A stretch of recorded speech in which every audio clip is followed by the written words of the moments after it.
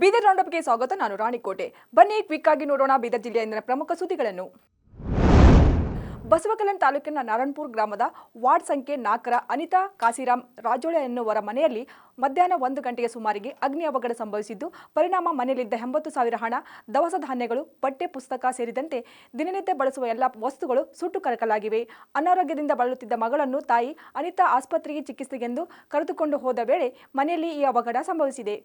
ಆಸ್ಪತ್ರೆ ಚಿಕಿತ್ಸೆ ಹಾಗೂ ಮಕ್ಕಳ ವಿದ್ಯಾಭ್ಯಾಸಕ್ಕಾಗಿ ತೆಗೆದಿಟ್ಟಿದ್ದ 80,000 ಹಣ ಸೇರಿದಂತೆ ಮನೆಯಲ್ಲಿದ್ದ ಎಲ್ಲ ವಸ್ತುಗಳು ಸಂಪೂರ್ಣ ಸುಟ್ಟು ಕರಕಲಾಗಿದ್ದು, ಕುಟುಂಬಕ್ಕೆ ದಿಕ್ಕು ತೋಚದಂತಾಗಿದೆ.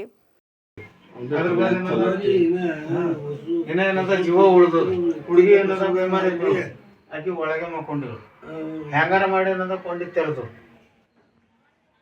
ನೋಡ್ರಿ ಹಿಂದೋರಿ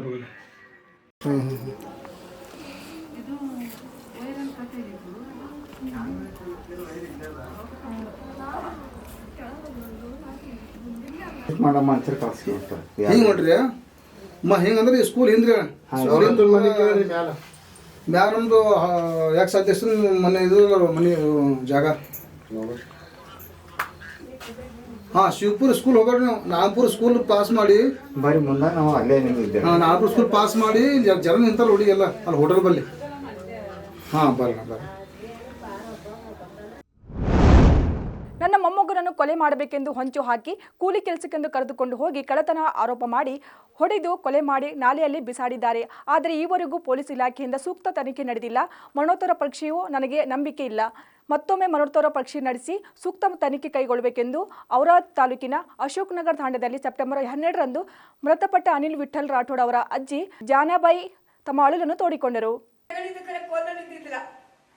ನನ್ನ ಮಗನಿಗೆ ನನಗೆ ಹೊಟ್ಟೆಗೆ ಒಂದೇ ಮಗ, ನನ್ನ ಇಬ್ಬರು ಮಕ್ಕಳಿದ್ದು ಅವ್ರ ಗಂಡ ತಗೊಂಡಿದ್ದ. ನನ್ನ ಮಗ ಕಸ ಮಾಡಿ ಅವರು ನನ್ನ ಮಗನಿಗೆ ಸಣ್ಣ ಮಗನಿಗೆ ದಂಡ ಮಾಡೋನಿದ್ದು, ಅನ್ನ ಹಾಕೋನಿದ್ದು, ಕೂಲಿ ಕಷ್ಟ ಮಾಡಿ ಬದಲಿಸಿದೆ. ನಾವು ಗರಿ ಬರೀತೇವೆ ತಂದು ನಮ್ದು ನ್ಯಾಯ ಬೇಕು ನನಗೆ.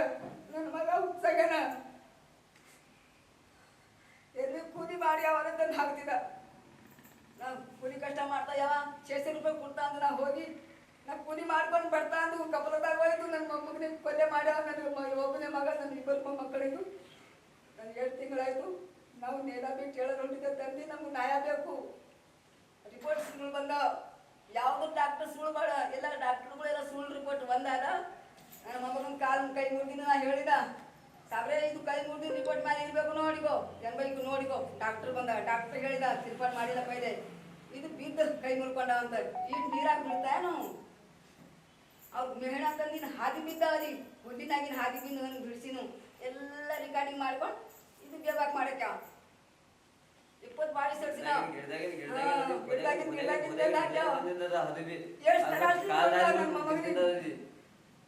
ಹತ್ತಾರು ಮಂದಿ ನೋಡ್ಯಾಕ್ರೆ ಅಂಜಿಕೆ ಹಿಡಿದು ಅವು ಖತರ್ನಾಕ್ ಮಂದಿ ಅವ. ಅಂಜಿಕೆ ಹಿಡಿದು ಯಾರಿಗೆ ಹೇಳೋಟ ಸರ್ ನನ್ನ ಮೊಮ್ಮಗನಿಗೆ ಮುಚ್ಚಕ್ಯಾವ, ನನ್ನ ಕೇಸ್ ಮುಚ್ಚಕ್ಲತ್ತವ. ನಮ್ಗೆ 10 लाख रुपए ತಗೊಂಡು ಮಾಸ್ಟರ್ ಹೊಡೆದಕ್ಕೆ ಸಾಲಿ ಬರೋ ಮಾಸ್ಟರ್ 10 लाख.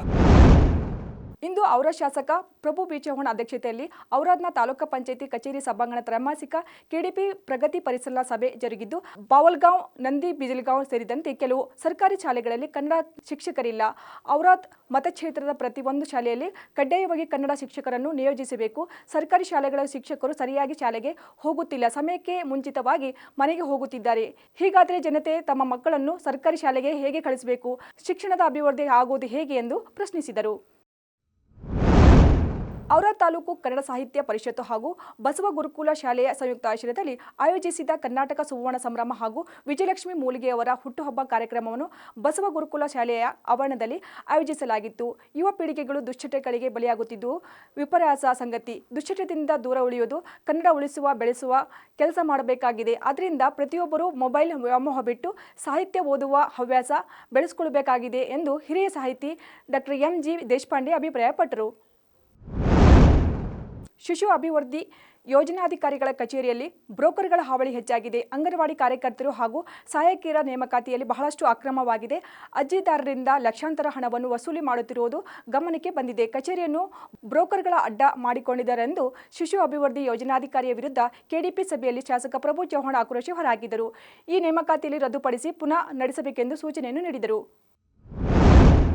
ಮಂಡ್ಯದಲ್ಲಿ ನಡೆಯಲಿರುವ ಅಖಿಲ ಭಾರತ ಕನ್ನಡ ಸಾಹಿತ್ಯ ಸಮ್ಮೇಳನದ ಸರ್ವಾಧ್ಯಕ್ಷರಾಗಿ ನಾಡೋಜ ಡಾಕ್ಟರ್ ಗುರು ಚನ್ನಬಸಪ್ಪನವರು ಆಯ್ಕೆಯಾದ ಹಿನ್ನೆಲೆ ಕರ್ನಾಟಕ ಸಾಹಿತ್ಯ ಸಂಘದ ವತಿಯಿಂದ ಬೀದರ್ ನಗರದ ಕರ್ನಾಟಕ ಸಾಹಿತ್ಯ ಸಂಘದ ಸಾಂಸ್ಕೃತಿಕ ಭವನದಲ್ಲಿ ಅಭಿನಂದನಾ ಸಮಾರಂಭವನ್ನು ಹಮ್ಮಿಕೊಳ್ಳಲಾಯಿತು. ಬೀದರ್ ಜಿಲ್ಲೆಯ ಭಾಲ್ಕಿ ತಾಲೂಕಿನ ಕಟ್ಟಿತೂಗಾಂವ್ ಗ್ರಾಮದಲ್ಲಿ ಭಾಗ್ಯಲಕ್ಷ್ಮಿ ಮಂದಿರ ಜಾತ್ರಾ ಮಹೋತ್ಸವದ ನಿಮಿತ್ತ ನಿರುಗುಡಿ ಮಠದ ಪೂಜ್ಯ ಮಲ್ಲಿನಾಥ್ ಮಹಾರಾಜ ದಿವ್ಯ ಸಾನ್ನಿಧ್ಯ ವಹಿಸಿ ಭಕ್ತಾದಿಗಳಿಗೆ ಪ್ರಸಾದ ವಿತರಿಸಿದರು. ಬೀದರ್ ಜಿಲ್ಲೆಯಲ್ಲಿ ಚಳಿ ಆರ್ಭಟ ಶುರುವಾಗಿದೆ. ಕಳೆದ ಒಂದು ವಾರದಿಂದ ಮೈ ಕೊರೆಯುವ ಚಳಿಗೆ ಗಡಿನಾಡು ಗಡಗಡ ನಡುಗುತ್ತಿದೆ. ಚಳಿ ಆರ್ಭಟಕ್ಕೆ ಜನರು ತತ್ತರಿಸಿ ಹೋಗಿದ್ದಾರೆ. ಪ್ರತಿ ವರ್ಷ ಸಾಮಾನ್ಯವಾಗಿ ಡಿಸೆಂಬರ್ ಮತ್ತು ಜನವರಿಯಲ್ಲಿ ಚಳಿ ಹೆಚ್ಚಾಗುತ್ತಿತ್ತು. ಆದರೆ ಈಗಾಗಲೇ ಚಳಿ ಶುರುವಾಗಿದ್ದು ಇದರಿಂದ ರಕ್ಷಿಸಿಕೊಳ್ಳಲು ಜನರು ಸ್ವೆಟರ್, ಕೈಗೆ ಗ್ಲೌಸ್ ಹಾಗೂ ಮಂಕಿ ಟೋಪಿಗಳ ಮೊರೆ ಹೋಗಿದ್ದಾರೆ. ಕಳೆದ ಒಂದು ವಾರದಿಂದ ವಿಪರೀತ ಚಳಿ, ತಂಪು ಗಾಳಿ ಜೊತೆಗೆ ಇರುಳು, ನಸುಕಿನ ಜಾವವನ್ನು ಮಂಜು ಕಾಣಿಸಿಕೊಳ್ಳುತ್ತಿದೆ.